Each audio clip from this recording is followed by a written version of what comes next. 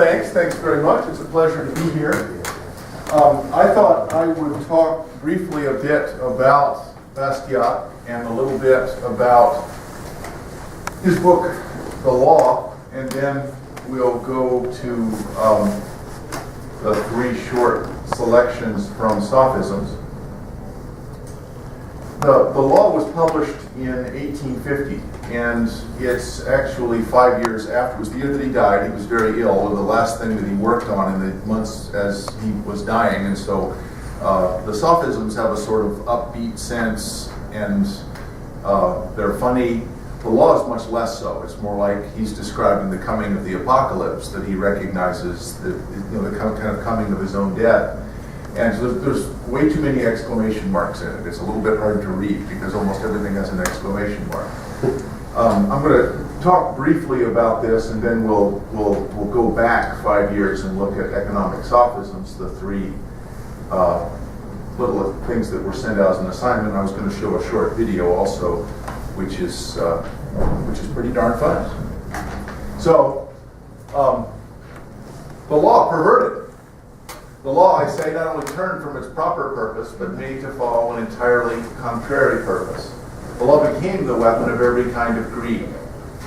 So, his claim is, life, liberty, and property do not exist because men have made laws. On the contrary, it was the fact that life, liberty, and property existed beforehand that caused men to make laws to try to protect and secure those things. There's a very Lockean view that these things pre-existed, but they were insecure, and so people finding themselves unable to secure those to themselves made an agreement or contract.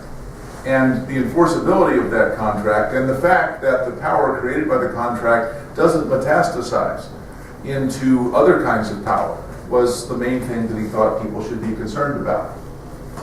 So, the law is the collective organization of the individual right to lawful defense. His reasoning is that since we have rights as individuals, we also have it as a group. Now, that's a little bit tricky. I mean, he's taking individual rights and then attributing them to a group and as a kind of constraint on the group. So his definition of law is the substitution of a common force that's agreed on for individual forces. Many of us have individual forces. The law is the concentration of a common force. So inferences from individuals to groups are not really, so this is parenthetically I'm asking, is that really a secure kind of claim? If he goes from individual right to a non-voluntary group like the state, but if he's talking about right of association, then maybe he's right. So it leaves Bastiat with a need to explain what he's defending, but I don't think he really picks that up. Now, to be fair, he was dying. It's easy to criticize now. But this issue is one, this right of association problem is one that we often find still coming up today. For the Citizens United case, and we can talk more about that in questions if you want, but I wrote an amicus brief, and we filed it with the Supreme Court, and Chief Justice Roberts actually explicitly used some of the questions that we suggested in the amicus brief in asking questions of the U.S. Solicitor General during Citizens United. And one of the things that I think often is mischaracterized in the decision is, well, the reason why in Citizens United that groups can make contributions is that corporations are people. But that never says that in the decision. The decision never says that corporations are people. The reason that corporations can make campaign contributions is that corporations are associations. And the First Amendment guarantees the right, the freedom, to associate for political purposes. And so Citizens United is about this problem. If it's a voluntary association, then he may be right about the law. The question is the state something other than a voluntary association? What sort of consent is required for us to be born into society and be bound by its laws? Rousseau asked this question, and it was a great one. How can it be that a man is both free and yet bound by wills not his own? So that's in 1750. This is 100 years later.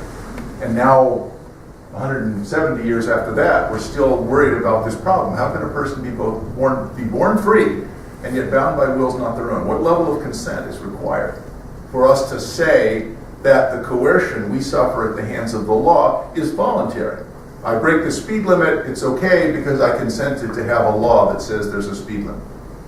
I don't pay my taxes, I'm arrested because I consented, because there's a law that says I have to pay taxes. So his claim was that a state that does anything more than that is perverted. Money it taxes from us, then his other purposes is plunder. And one of the things that the word that he uses most often in the law is plunder. Basically, the state is plunder. He equates the state and plunder through a mechanism of violence. This is a pretty radical libertarian doctrine. So, and it's legal plunder. Illegal plunder isn't that big a problem. Maybe we can defend ourselves. The big problem is legal plunder. Legal plunder, by its nature, has the power, the coercive power of the state behind it. So all the measures of the law should protect property and punish plunder. That's his definition of what the state should do. But the law, if the law is made by one or only a few, the law can't operate without a dominating force, and that force has to be entrusted to those who make the law. So it's easy to understand how law, instead of checking injustice, becomes actually the invincible weapon of injustice. So how the law is used by the legislator to destroy, in varying degrees among the rest of the people, their personal independence by what he called slavery. It was a pretty dark vision. The law is a dark vision of society. Their liberty by oppression, their property by plunder. So it's done for the benefit of the person who makes the law and in proportion to the power that he holds. So this is sort of a pretty four-sided description of a lot of conclusions that public choice scholars came to after Buchanan and Tulloch and some other writers. So, because stupid greed is one that maybe public choice people tend to credit, he spent a lot of time on false philanthropy, though. He actually was willing to believe that the reasons why people acted to take money from those who have and give it to those who have not was an honest belief that it was the right thing to do. So it's not they were trying to win votes, they're not using it to bribe, they're not trying to get power. So the reason that he wrote the law, and if you look at economic sophisms, what he's trying to do is teach people fundamental principles that allow them, when they hear an argument like this, to say, well, no, wait, here's what's wrong with that. Because on their face, they sound very plausible, they're very persuasive. So there's three choices, he claims. Tyranny, where the few plunder the many, that's bad. Democracy, everybody plunders everybody. Injustice, nobody plunders anybody. And I think what his signal contribution was to recognize, and he says this in the law, is the state is the conceit by which each can aspire to live at the expense of all. The state is the conceit by which each can aspire to live at the expense of all. Well, obviously, if all of us put in a certain amount in taxes and take out more, there's more than nothing left. There's a negative amount left. So, everybody plunders everybody. Interestingly, that's actually Hobbes' description of the world all against all. What? That's Hobbes, that's the Hobbesian description of the war of all against all. Thomas Hobbes in Leviathan, his description of the war of all against all was that each of us have too much liberty. I have not only my things, but I also have yours. And so the social contract that Hobbes suggested was that each of us would sign an agreement saying that I will give up those liberties that I want you to give up also. I will give up my liberty to plunder you, provided you give up your liberty to plunder me, and we'll have a state, we'll have a Leviathan that will enforce it. Well, Locke took a different view of that contract, and so does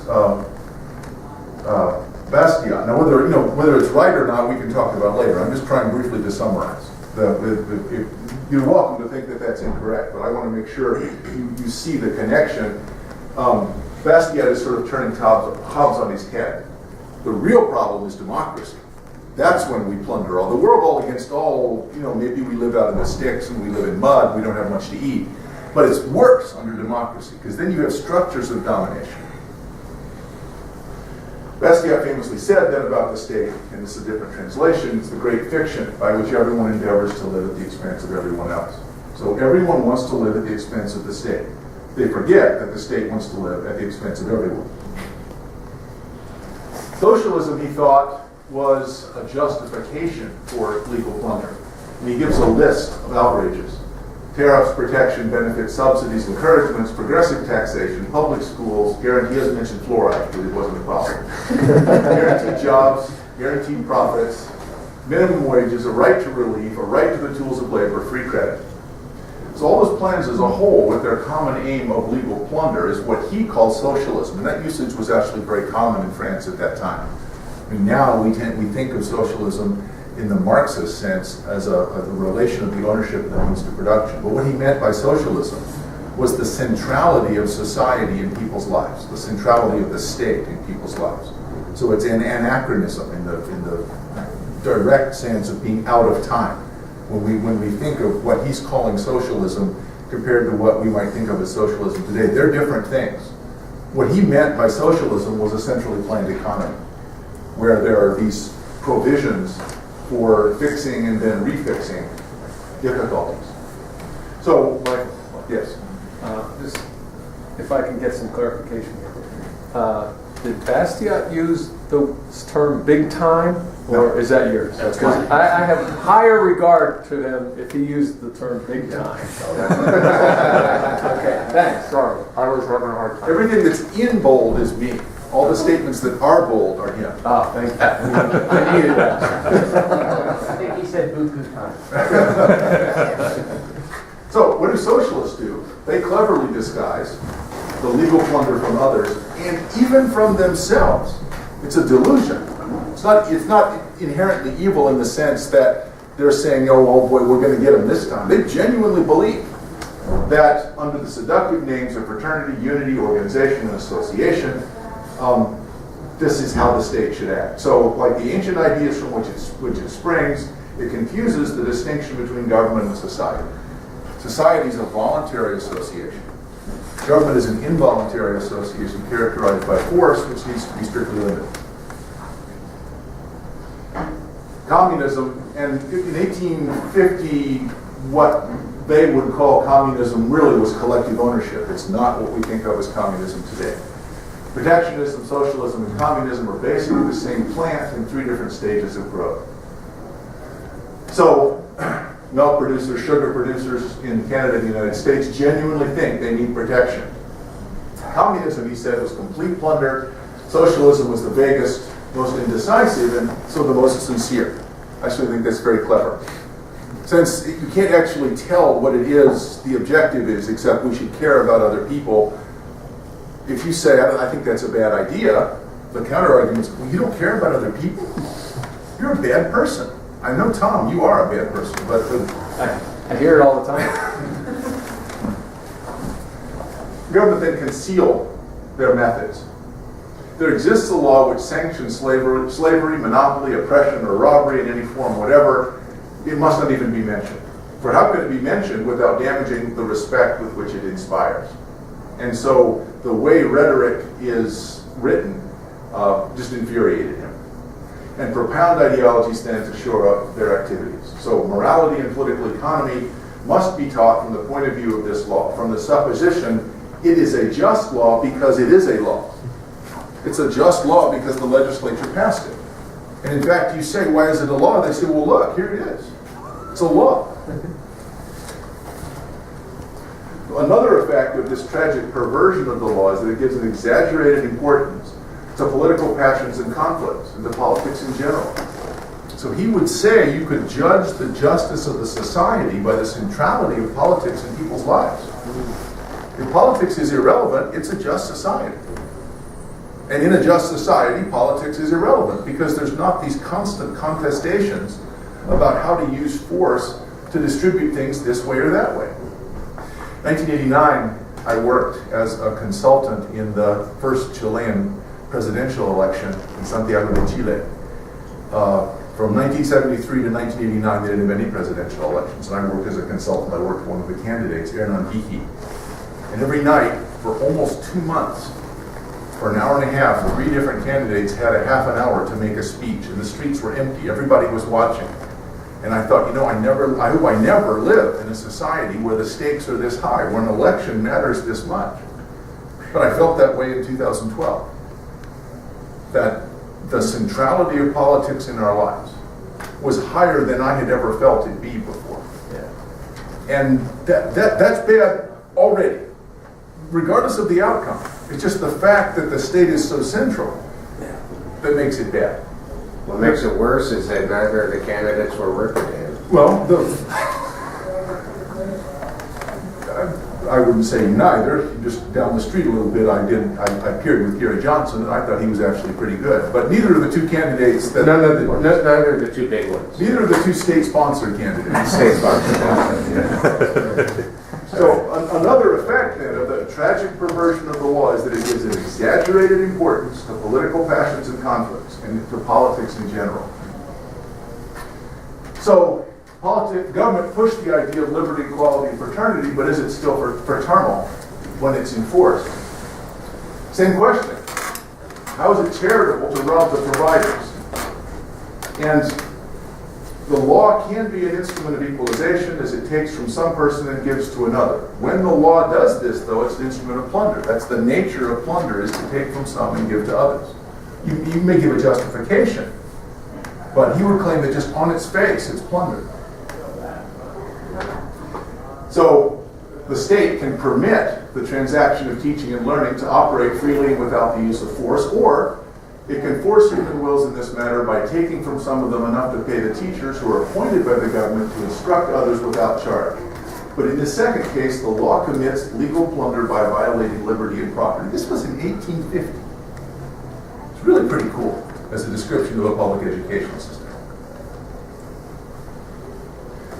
Socialists hold that men are passive, except for them, but other people, the people that need to be helped and directed, are passive. So they want to make and remold people. They wish to play God and compel conformity while they're at it. They actually just hate people. So socialism, you would claim,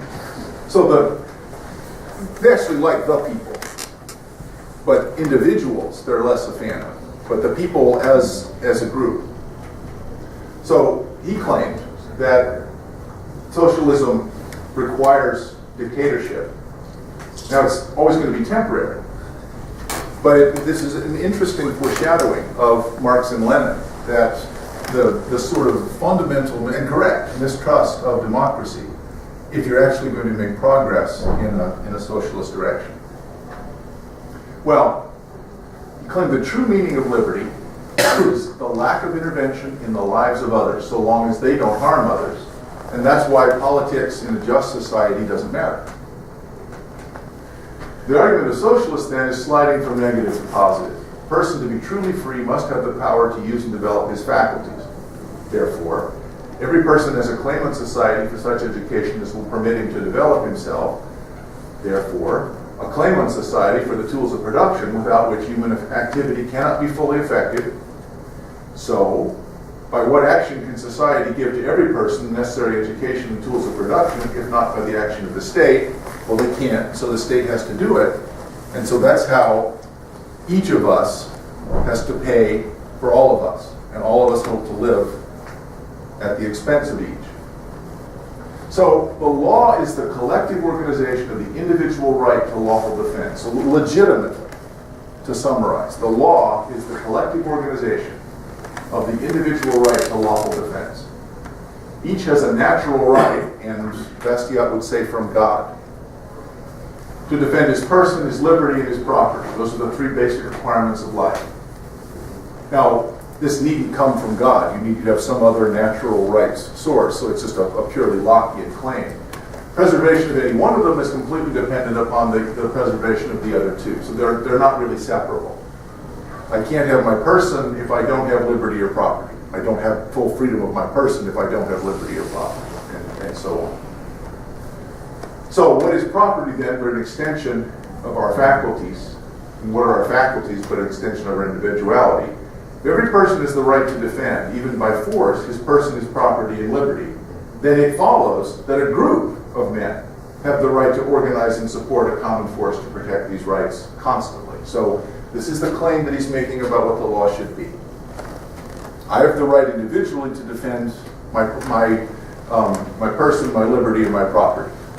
So I have a right to sign a contract or enter into an agreement where I can do that more effectively. When I do that, I somehow have to prevent that thing that I've created from assailing the very reason that I created those things in the first place. The principle of collective right is based on individual right, is the argument that he makes. And that right of association, like I said, if you wanted to talk about Citizens United, we could talk about it later on. So who will dare then to say that force was given to us to destroy the equal rights of our brothers? Because we can't. Once we have a group, once we have an association, once we have an army, we can use it to assail some part of the us or the we that signed on. So law is the substitution of common force for individual force. It can do no more than an individual could, which was to defend our rights. It can protect our person, liberty, and properties. If a nation were founded on that basis, it seems to me that order would prevail among the people, I'm quoting now, in thought as well as in deed. It seems to me that such a nation would have the most easy to accept, economical, limited, non-oppressive, just, and enduring government imaginable, whatever the political form might be. So the state would be felt only by the blessings of safety. But unfortunately, law by no means confines itself to its proper functions. The law goes further than that. It acts in direct opposition to its own purpose. Law has been used to destroy its own objective. That is, it destroys liberty, it destroys property. It disturbs our own person. The law has placed collective force at the disposal of the unscrupulous who wish without risk to exploit person, liberty, and property. It converts plunder into a right. So right goes from being a capacity to a right. My need creates a right to plunder. And it's converted lawful defense into a crime in order to punish lawful defense. So if I try to defend my property with my gun or whatever force I have available, the power of the state will be used to crush me. How has this perversion of the law been accomplished? The law has been perverted by the influence of two entirely different causes, as I said before. Stupid greed, that is, some people actually recognize the falsity of the claim. And many people genuinely believe that this is the function of the state.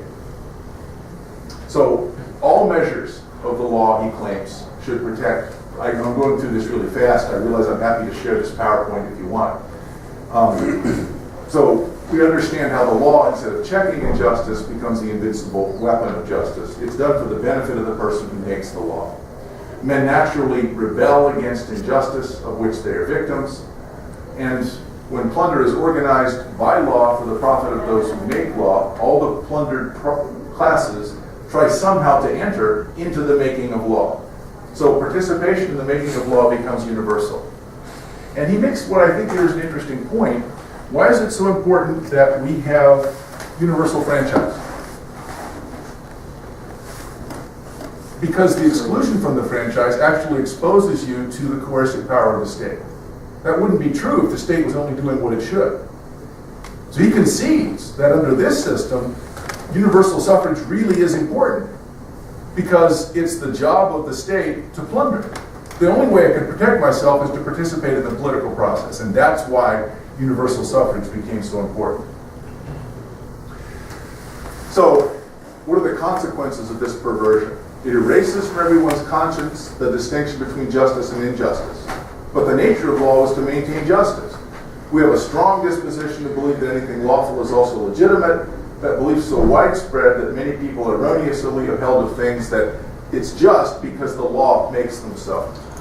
To make plunder appear just and sacred, it is necessary for the law to decree and sanction it, and the more unjust it is, the more sanctimoniously it has to be stated. Slavery, restrictions, and monopoly find defenders not only among those who profit from them, but also among those who suffer. So, as I said, that's the reason why it's restricted, and this, let me end here. The Presentday Illusion. An attempt to enrich everyone at the expense of everyone else. So, legal plunder has many names. Tariffs, protection, benefits, subsidies, progressive taxation, and so on. All those plans as a whole, with a common aim of legal plunder, constitute socialism. So, we talk about these three, but let me first show the little movie. And I'm going to worship my laptop for a moment.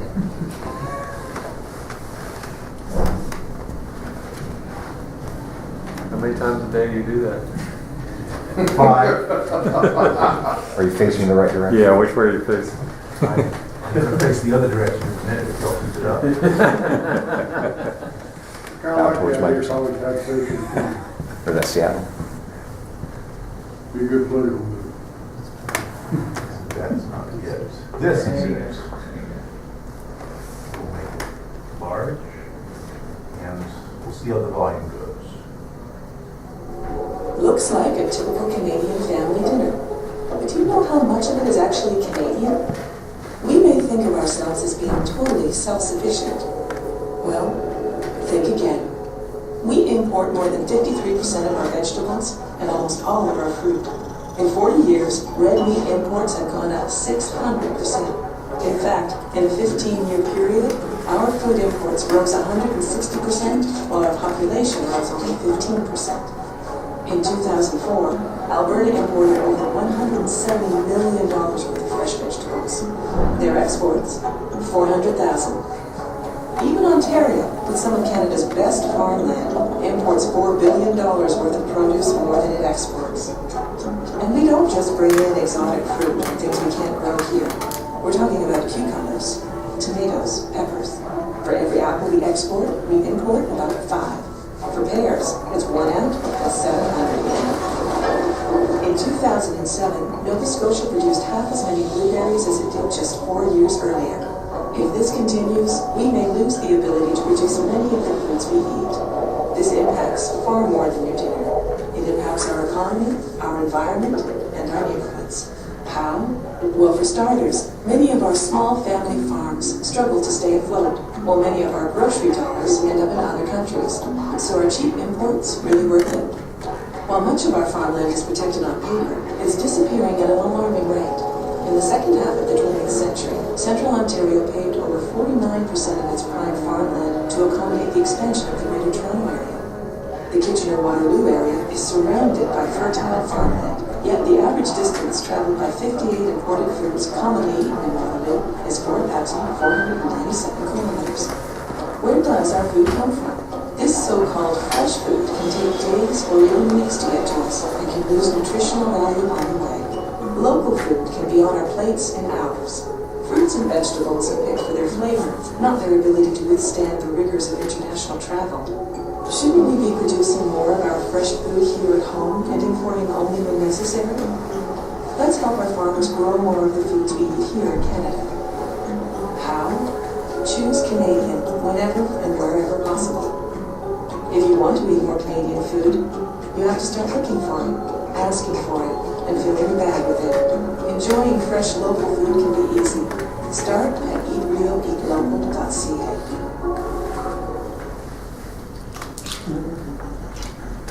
The commercial, bizarrely, is from Hellman's Mayonnaise.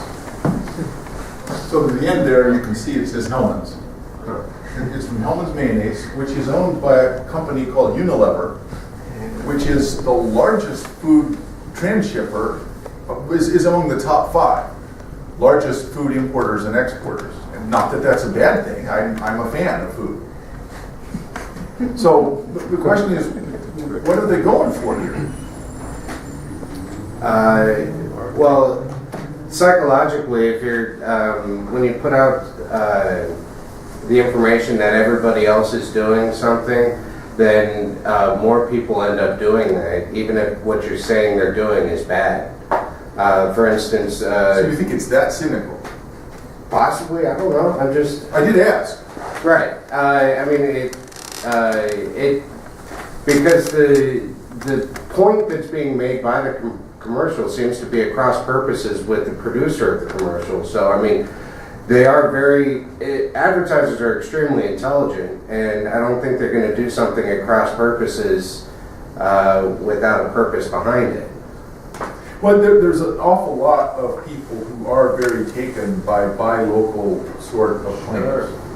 Wants to pay more. You get it here in Charlotte, we get it that it's better to buy local. When you ask people why, they tend to get angry because they haven't really thought about why. It's just self-evident that buying local is better.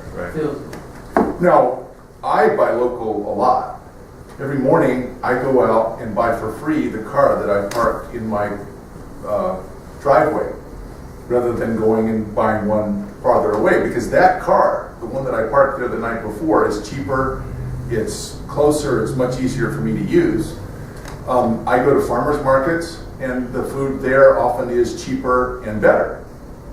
So presumably, the buy local claim is not buy it because it's cheaper or buy it because it's better, although there's some allusions to that. Buy local, to make sense, has to be something else, something in addition to it's cheaper and better. Now, she sort of skipped over the quick part. A lot of these foods are foods that we could grow in Canada. Now, presumably they could grow oranges in Canada. It would be in a greenhouse. It would take a whole lot of electricity and coal. It would be really bad for the environment if you care about that sort of thing. And presumably they do.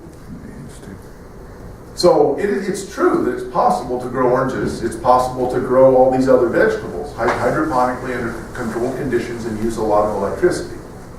So even if it's more expensive, they're better off. Now, the interesting thing, I think, is that Canada is the largest wheat exporter, that is winter wheat, hard winter wheat exporter in the world. They ship out more food than anybody else. And the reason is they're really good at producing wheat.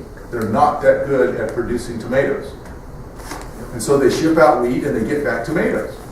It's a remarkable claim that they ought to stop doing what they're good at and start doing something that's much more expensive simply so they could be food sufficient.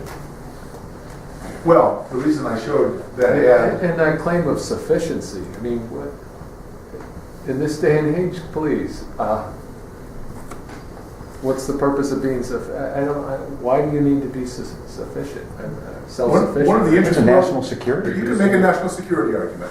Reduces the crime. More paranoia, I guess, is what we're going for here. Well, you can make a national security argument. I think it's a little harder with tomatoes. Well, self-sufficiency, to me, I think is a wonderful libertarian principle. Just being able to take care of yourself. If that way, no matter what, if there's a hurricane or tornado that destroys, like shipping lines or whatever, your food, your personal situation isn't interrupted. I see taking responsibility for yourself. Right. I don't know that insisting I have to be able to provide everything for myself. Now, it's a useful skill in the event that I had to. Right. But saying that I'm going to because it uses up a lot more resources. And it has a limited time span. The self-sufficiency is only going to last as long as you have that supply. Well, what are we talking about self-sufficiency? I mean, what's the definition? Grow all your own food. Well, if you're growing your own stuff, if you're using the right seeds, then that goes on in perpetuity. I would have a hard time going to my job if I'm going to grow all my own stuff. Oh, sure. I understand that. I mean, you said growing your own stuff, but if you are using the right seeds, they create plants that produce their own seeds. That is in perpetuity.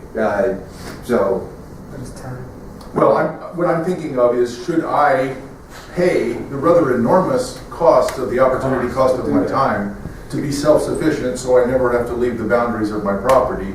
Or should I leave my property and drive to Duke every day, and at the end of the day, once a week, go to Whole Foods or go to Kroger? Right.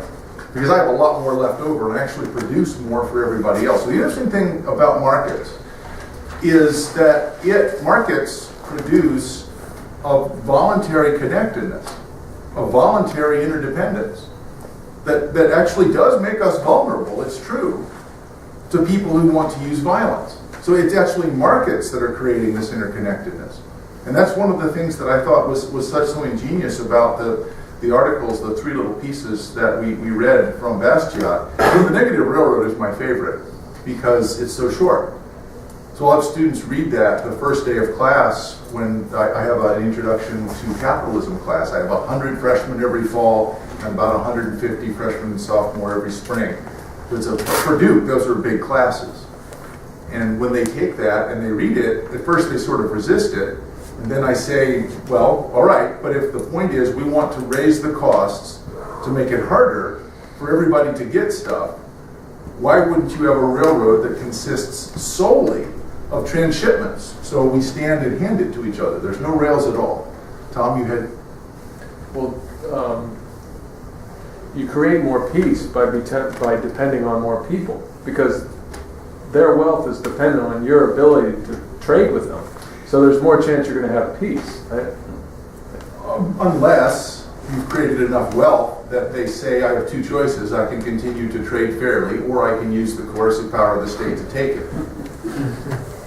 So, it's a nice factory you got there. It'd be a shame if something was to happen to it. Capiche?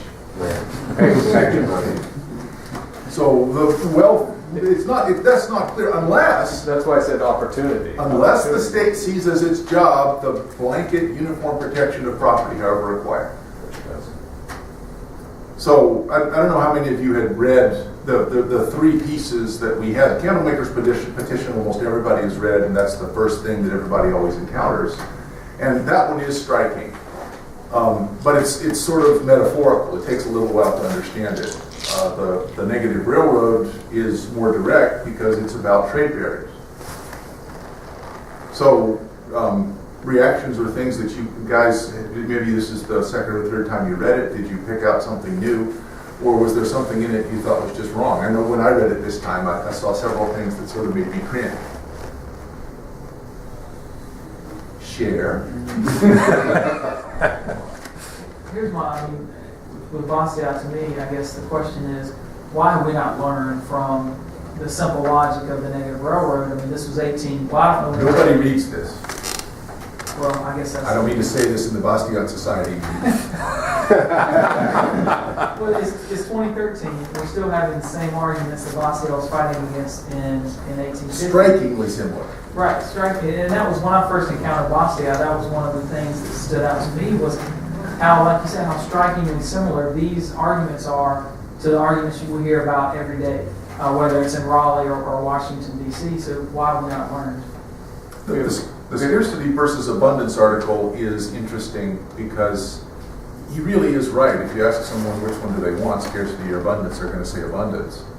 And yet, so many of the things we do really do seem to be designed to create scarcity. And the most striking part that I thought about it was, suppose you just evaluate on the merits the arguments that you're going to have for producers and consumers. Producers are antisocial. Now, producers are often consumers in the sense they would like to have cheaper products. Producers may be charitable, but he's saying, suppose you really think people are just self-interested. In fact, producers create jobs and do all sorts of other things. Entrepreneurship is a fine thing. Producers are not bad.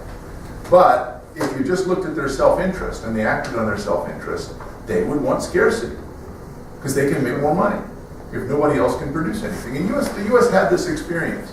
After World War II, a lot of U.S. growth was created by the fact that the rest of the world had obligingly destroyed its capital stock and most of its cities.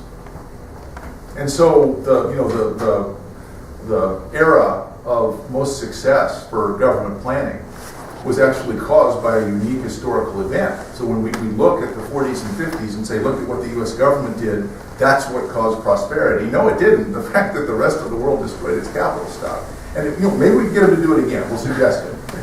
Would you guys mind we'd like to get out of our recession. Would you mind terribly destroying like just 60% of your capital stock? Because it would help us. They're unlikely to say yes. Tom? Well, sort of answer his question, I think it's our education. We're not educating people well. Here's the message. Who's been communicating it? Who's been educating that? No one. We've been dependent on our public schools, and they're not educating that. They're educating socialism. So we're not teaching. I know I'm teaching. We're educating. Sorry. No. That's me. Somebody else share. You read these. They're short. I really think the interesting thing that he did was to say that insofar as we are producers, it must be admitted, each of us has hopes that are antisocial. We'd like to do things that damage other people. Now, probably producers won't act on that, or would do it only in a limited way. They would forbear. But their interests are explicitly antisocial. So he says, in what does the immediate self-interest of the consumer consist? That the supply of the product he wants to be extensive and that the demand limited. He doesn't want other people, yeah. Well, what does he mean by antisocial? I mean, if you look at, like for instance, the writings of Ayn Rand, I think she would categorically agree with that, but she wouldn't say that that's a bad thing. Because, being an egoist and doing things for yourself as an individual oftentimes does create good things for society at large. You wouldn't disagree with that. What he is saying is, in the context of what would they ask the state to do? Right. So I have a chance to ask my congressman what sort of new bill to introduce to use the coercive power of the state. And that's what's antisocial. I mean, there's no conflict there with objectivism. Right. In fact, that's the essence of what she says is the problem, is the fact that I actually have that choice. I shouldn't have that choice. It's a seductive choice. I can work hard, I can bust my ass, I can make stuff that people want to buy. Or I can rent seek and go to my congressman and say, well, you introduce legislation that makes it harder for people to compete with me. I actually have a fiduciary duty to do the second if it's not illegal. If I have stockholders, I'll be fired, and rightly so. Well, you could have gone to Congress and asked for trade protection against foreign imports, or you could have made it impossible for domestic producers to enter. There's an interesting case in Missouri and Oregon where limo companies and cab companies had limits of $160 per hour. It was a floor, and a company came in and tried to sell services at less than that, and they were arrested.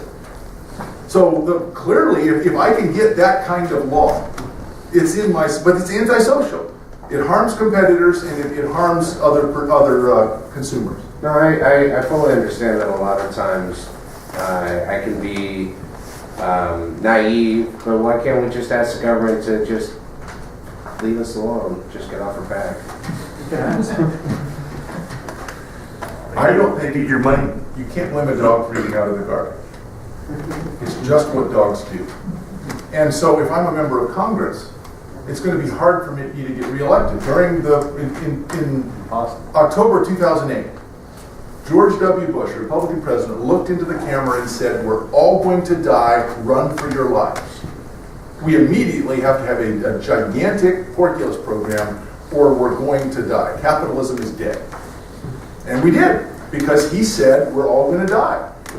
Any politician who said, the right thing to do is nothing, it's like the old country song, slightly different context, but baby, let's do something even if it's wrong.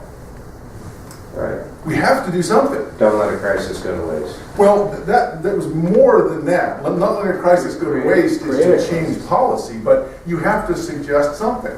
So after the shootings, the recent shootings, a number of my colleagues came to me and said, well, there's this rash of shootings, which actually isn't true by any sort of probabilistic standard, but okay. 2 shootings don't make a rash. Well, 7 don't. There's a lot of schools. I'm sorry that the children were killed. It's bad. But then they say, so we have to do something. And so what we're going to do is we're going to restrict assault rifles. And I asked them what assault rifles are, and one of them actually said, well, those fully automatic belt-fed things that people have. But that's what almost all of them think when asked what an assault rifle is. To be fair, I think that is what an assault rifle is. Well, that's actually no, you're actually right. That is what an actual assault rifle is, but what they're calling assault rifles But the legislation says is something else. I have a Beretta handgun with 15-round magazine. That's an assault rifle. Yeah. It's semi-automatic. It has a magazine bigger than 10. Right. So it's one pull, no pull. Yeah, one pull, It's an assault rifle. Yeah. And that seems unlikely. So I think that the impulse that you have to do something. And the problem in politics, and it's not just sour grapes, because I got smashed in 2008, although maybe a little. You got more than 2%. I got more than 2%, which is really pathetic, because it wasn't much more than 2%. It is. But if your solution is, most of the stuff that you guys want to do is going to make it worse, and I'm not sure that we know enough to improve things, means they say next. They want a magic man. They want a shaman. Well, it goes back farther than just Bastiat. You know, I look back 5,000 years ago at the story of Tower of Babel. To me, that was a strict The story warning of what? Tower of Babel. about faith in centralized government. That's an interesting metaphor. You know, whether you're Christian or believe in God or not, I mean, the Bible is a great history of human behavior. And We still haven't learned in 5,000 years. Yeah. Yeah. Well, I could speculate a little bit, but I'm thinking about back to your remark about wanting to have the government forestall something else from happening, that everybody, in Bastiat's terms, has a certain kind of selfishness. I'm wondering, in the production of knowledge, whether that actually operates or not. I realize we weren't talking about that. We were talking about the production of goods. Trying to shut down the internet. But Come on. in the production of knowledge, the operating scientist is quite content to have the competition occur. I mean, they may want to race to win, but they quite understand that their own future is not going to advance without those other discoveries occurring. So I don't know whether that quite I think you're a little optimistic about I would expect there's a lot of scientists at universities in the United States, if they had a chance secretly to pull the funding on one of their competitors. Because granted NSF or NIH, they'd be happy to do it. So it isn't clear to me that but okay, let's suppose that is true. People who enter science are probably more likely to have a sense of both of shared enterprise and yet a desire for personal fame. So the difficulty that we have is that we're used to thinking that if I harm someone else, that other person has some kind of cause of action against me. And the real problem in economics is, in markets generally, is over and over again, we partition certain kinds of harms. So if I damage you and you sue me, how would we decide, and this is what I really have damaged you. I've come up with a new computer that's better than the one you make, and it's cheaper. And so you're going to lose all of your investment. You really are. Your stockholders are going to lose a lot. The workers are going to lose their jobs. You've been damaged. Competition constantly destroys inferior products. So why would it be that a congressman that has this manufacturing plant in his district wouldn't say, we should make this fair?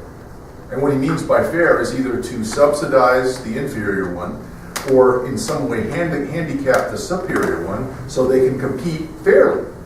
Well, nothing should be done, clearly. And see, that's why I don't think you're going to be governor either. The right thing to do is nothing.